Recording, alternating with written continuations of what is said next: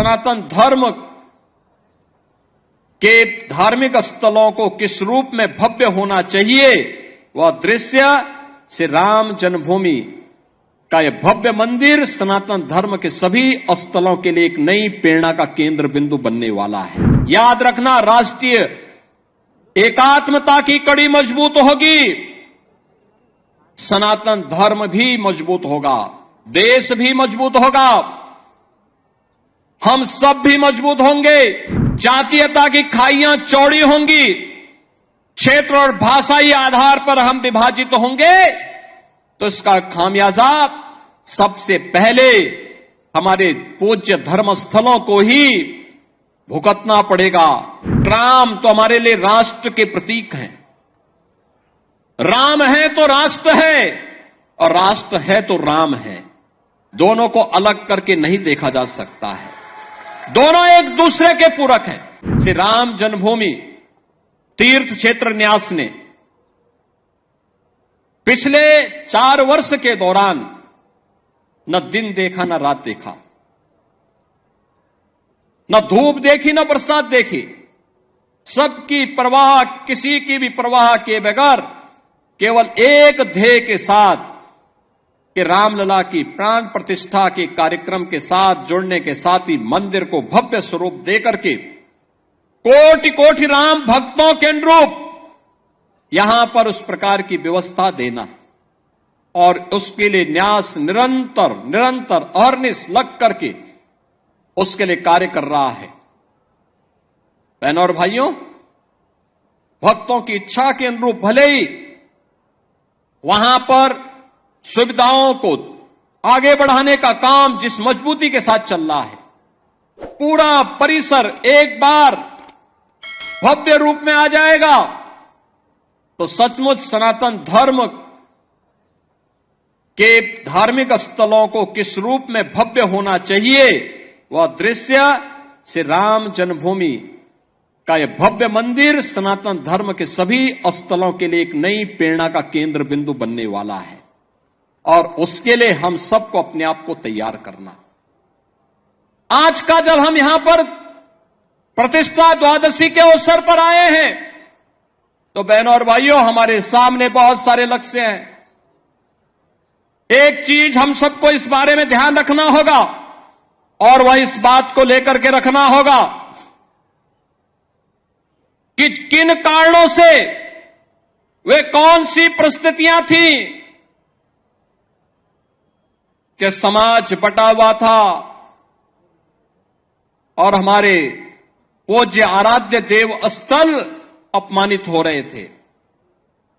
अगर हम जाति के नाम पर और तमाम अन्य वादों के आधार पर विभाजित रहेंगे, तो इस प्रकार की अपमानजनक स्थितियों का सामना हम सबको निरंतर करना पड़ सकता है। और इसलिए आज की आवश्यकता वही है जो न केवल हमारे वर्तमान को बल्कि भविष्य को भी सुरक्षित रख सकता है। उस एकता के सूत्र में बांधने के लिए, राष्ट्रीय एकात्मता के लिए कार्य करने के संकल्प के साथ जब हम जुड़ेंगे, याद रखना, राष्ट्रीय एकात्मता की कड़ी मजबूत होगी, सनातन धर्म भी मजबूत होगा, देश भी मजबूत होगा, हम सब भी मजबूत होंगे। लेकिन अगर हमारा देश कहीं किन्हीं कारणों से आपस में ही विभाजित होकर के कमजोर होगा, जातीयता की खाइयां चौड़ी होंगी, क्षेत्र और भाषाई आधार पर हम विभाजित होंगे, तो इसका खामियाजा सबसे पहले हमारे पूज्य धर्मस्थलों को ही भुगतना पड़ेगा, बहन और बेटियों को ही भुगतना पड़ेगा। उस प्रकार की स्थिति हम सबके सामने दोबारा न होने पाए, यह एक नया संकेत भी द्वादश प्रतिष्ठा का यह आयोजन हम सबको, प्रतिष्ठा द्वादशी का यह कार्यक्रम हम सबको इस नई प्रेरणा के साथ आगे बढ़ने के लिए प्रेरित कर रहा है। और इस अवसर पर मैं आप सबसे यही आह्वान करूंगा, मैं एक यही आह्वान करूंगा कि प्रतिष्ठा द्वादशी हम सबको राष्ट्रीय एकात्मता को मजबूती प्रदान करने के लिए आह्वान कर रही है। और प्रधानमंत्री मोदी जी ने प्राण प्रतिष्ठा समारोह के दिन, आज के ठीक 1 वर्ष पहले, देशवासियों से यही आह्वान किया था कि राम तो हमारे लिए राष्ट्र के प्रतीक हैं। राम है तो राष्ट्र है, और राष्ट्र है तो राम है। दोनों को अलग करके नहीं देखा जा सकता है। दोनों एक दूसरे के पूरक हैं।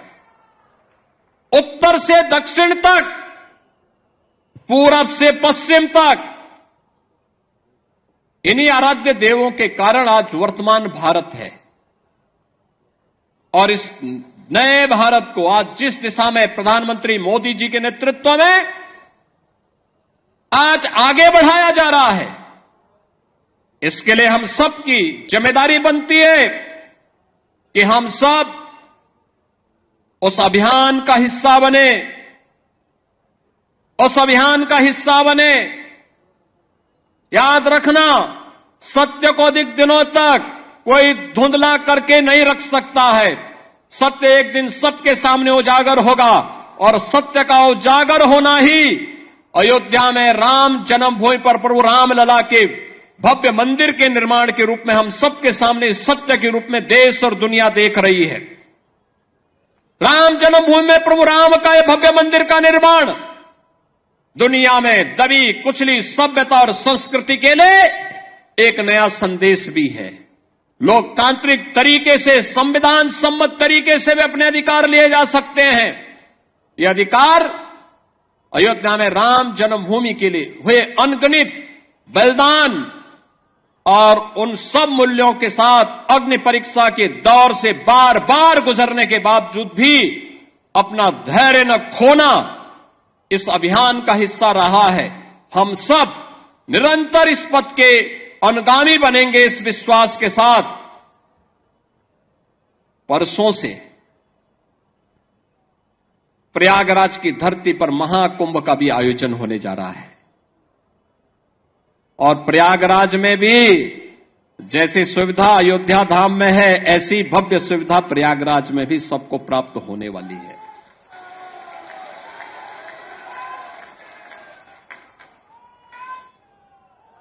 हम लोग कल ही वहां से आए हैं, पूरी व्यवस्था देख करके, अंतिम स्वरूप दे करके। और आप देखिए, कुंभ का मतलब, महाकुंभ का मतलब क्या होता है। देखिए, श्रद्धावान लभते ज्ञानम। आपकी श्रद्धा है तो बुद्धि, ईश्वरीय शक्तियां अपने आप दे देती हैं। और वही आज आपको वहां पर प्रयागराज में देखने को मिल रहा होगा।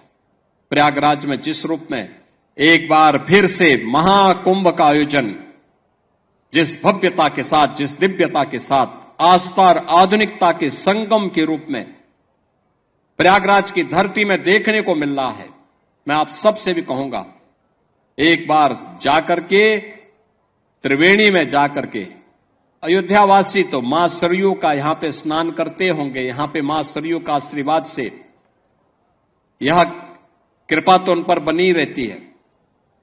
संगम में जाकर के एक बार जरूर देखिएगा व्यवस्था कैसे होनी चाहिए, कैसे सिस्टम अपने आप पूरी व्यवस्था को आगे बढ़ाता है, और सनातन धर्म का गौरव कैसे आगे बढ़ेगा। इन सब का एक मूर्त रूप आपको वहां पर भी देखने को मिलेगा। इस अवसर पर मैं RBT न्यूज चैनल पर सबसे पहले वीडियो पाने के लिए चैनल को लाइक, सब्सक्राइब करना ना भूलें